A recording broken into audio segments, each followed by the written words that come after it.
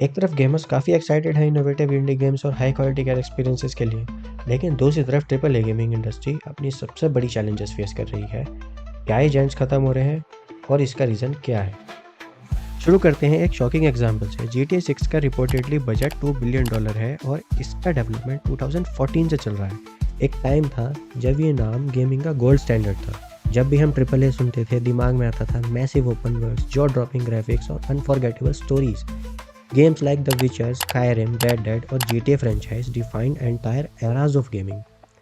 पिछले 2 सालों में गेमिंग इंडस्ट्री ने 23,000 से ज़्यादा जॉब लॉसेस देखी हैं। सिर्फ जनवरी 2024 में ही 6,000 लोग अपनी नौकरियां खो चुके हैं। प्रोमिनेंट स्टूडियोज जैसे आर्केन ऑस्टिन, वॉलिटिन और फायरबॉक्स स्टूडियोज परमानेंटली बंद हो गए हैं।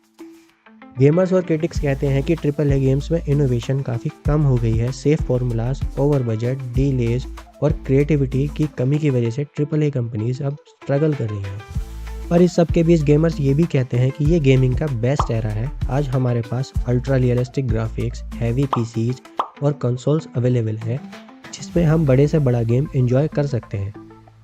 अगर हम गेम खरीदना ना भी चाहें तो गेमिंग सब्सक्रिप्शन सर्विसेज अवेलेबल है जैसे Xbox गेम पास। तो ये जो एक एरा ऑफ डोमिनेंस था, क्या वो अब ख़त्म होने वाला है?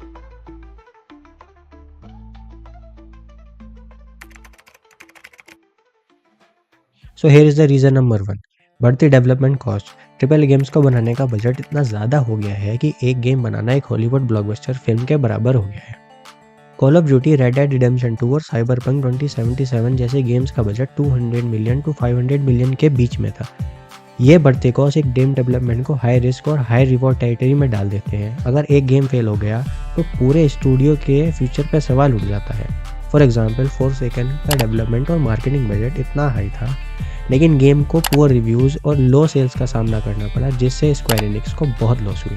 वहीं अगर हम एक और एग्जाम्पल GTA 6 का ले लें तो GTA 6 का बजट एक रिपोर्ट के अनुसार $2 बिलियन को पार कर चुका है और इसका डेवलपमेंट 2014 से चल रहा है। आजकल ट्रिपल ए पब्लिशर्स रिस्क लेने से बचते हैं क्योंकि गेम्स बनाने का खर्चा और उनका डेवलपमेंट टाइम दोनों ही बहुत ज़्यादा हो गया है। 1 मिलियन कॉपीज बेचना सुनने में ब्रिलियंट लगता है, लेकिन जब एक गेम का budget hundreds of millions of dollar हो तो ये उतना इंप्रेसिव नहीं लगता। एग्जाम्पल के लिए मार्वल्स का स्पाइडरमैन 2 को ब्रेक इवन करने के लिए ही 8 मिलियन कॉपीज बेचनी पड़ी थी। $2 बिलियन का नंबर सुन के लगता है कि ये क्लेम शायद सही ना हो, लेकिन रॉकस्टार्स की 10 ईयर डेवलपमेंट साइकिल और उनके लॉफ्टी एम्बिशंस ने शायद एक अननेसेसरीली ब्लोटेड बजट क्रिएट कर दिया होगा।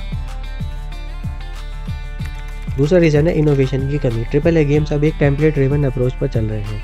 हर गेम का एक फिक्स फॉर्मूला होता है: open world, repetitive side missions, लूट मैकेनिक्स और सिनेमैटिक स्टोरी टेलिंग। गेमर इस लैक ऑफ क्रिएटिविटी और रेपिटेटिव गेम प्ले को क्रिटिसाइज करते हैं।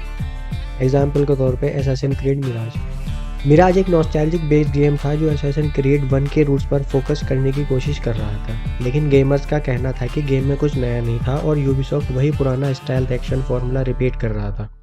दूसरा एग्जाम्पल है फार क्राई सीरीज। फार क्राई 5 के बाद से सीरीज को क्रिटिसिज्म फेस करना पड़ रहा है for copy paste game play mechanic. Gamers को लगता है कि बस एक नए मैप के साथ पुरानी चीज़ें ही बार बार दोहराई जा रही हैं। निंटेंडो के लेजेंडरी डिज़ाइनर शिगेरू मियामोटो का कहना है गेम्स को नए एक्सपीरियंसेस देने चाहिए, वरना वो अपनी रेलेवेंस खो देंगे। तीसरा रीज़न आता है डेवलपमेंट डिलेज और बर्नआउट। ट्रिपल ए गेम्स का डेवलपमेंट टाइमलाइन अब 5-7 साल तक बढ़ गया है। एडवांस टेक्नोलॉजी और गेमर्स की बढ़ती एक्सपेक्टेशन की वजह से डेवलपमेंट और ज़्यादा चैलेंजिंग हो गया है। फॉर एग्जांपल, फार क्राई 7 को यूबीसॉफ्ट ने 2026 तक डिले कर दिया है क्योंकि उन्हें लगता है कि उनका गेम अभी राइट डायरेक्शन में नहीं है। ये डिले सिर्फ गेमर्स के लिए डिसअपॉइंटिंग नहीं है, बल्कि डेवलपर्स के लिए भी बर्नआउट और फ्रस्ट्रेशन का रीज़न बन रहे हैं। गेम जर्नलिस्ट जेसन क्रियर ने रिपोर्ट किया था कि डेवलपमेंट डिलेज और अनरियलिस्टिक डेडलाइंस की वजह से डेवलपर्स बर्नआउट और जॉब डिससैटिस्फैक्शन फेस कर रहे हैं। अगला रीज़न आता है ट्रिपल ए गेमिंग इंडस्ट्री की फाइनेंशियल इनस्टेबिलिटी। इसका सबसे बड़ा प्रूफ यही है कि स्टूडियो शटडाउन्स और मास लेऑफ्स। पिछले 2 सालों में इंडस्ट्री ने लगभग 23K से ज़्यादा जॉब लॉसेस देखे हैं। वॉलिटेशन जैसा स्टूडियो 2023 में परमानेंटली शट हो गया और एमरेस ग्रुप ने भी काफ़ी लेऑफ्स किए। यूबीसॉफ्ट की बात करें तो यूबीसॉफ्ट ने मल्टीपल अनअनाउंस प्रोजेक्ट कैंसिल कर दिए हैं और अपनी वर्कफोर्स का मेजर चंक रिड्यूस कर दिया है। लेजेंडरी RPG स्टूडियो बायोवेयर ने भी रिस्ट्रक्चरिंग किया, जिसमें सीनियर डेवलपर्स तक की जॉब चली गई। इस सब में एक और रीजन जो सबसे बाहर उभर के आता है वो है गेमर्स की बदलती पसंद। ट्रिपल ए गेम्स की रेपिटेटिव नेचर और लैक ऑफ इनोवेशन के अगेंस्ट गेमर्स काफ़ी आउटस्पोकन हो गए हैं। गेमर्स अब यूनिक इंडी गेम्स की तरफ मूव कर रहे हैं जो नए आइडियाज़ और फ्रेश गेम प्ले मैकेनिक्स लाए हैं। इंडी गेम्स का सक्सेस। जैसे कि हेड्स, एक रोगलाइक गेम जिसने स्टोरी टेलिंग और गेम प्ले मैकेनिक्स को सीमलेसली इंटीग्रेट किया गया है। ब्लैक मिथ देखें तो एक हाई बजट इंडी गेम जो ट्रिपल ए गेम्स को कंपटीशन दे रहा है विद इस क्रिएटिविटी और traditional Chinese myth based game play. God of war के डायरेक्टर कोरी बारलोग का कहना है गेमर्स अब बस शाइनी ग्राफिक्स नहीं बल्कि मीनिंगफुल एक्सपीरियंस चाहते हैं। इस सब में हमारा ये कंक्लूजन निकल के आता है कि ट्रिपल ए इंडस्ट्री के ये चैलेंज सिर्फ एक वार्निंग नहीं बल्कि एक वेकअप कॉल है। अगर ट्रिपल ए स्टूडियोज नए सॉल्यूशन नहीं ढूंढेंगे तो इंडी डेवलपर्स उनका थ्रोन ले लेंगे। गेमर्स बस अब ग्राफिक्स और मार्केटिंग कैंपेन्स के बेसिस पे नहीं बल्कि इनोवेशन और फ्रेश एक्सपीरियंसेस के लिए गेम्स चूज करते हैं। ये समय है कि ट्रिपल ए कंपनीज अपने अप्रोच को चेंज करें और गेमर्स के लिए इनोवेटिव और क्रिएटिव सॉल्यूशन लेकर आएं।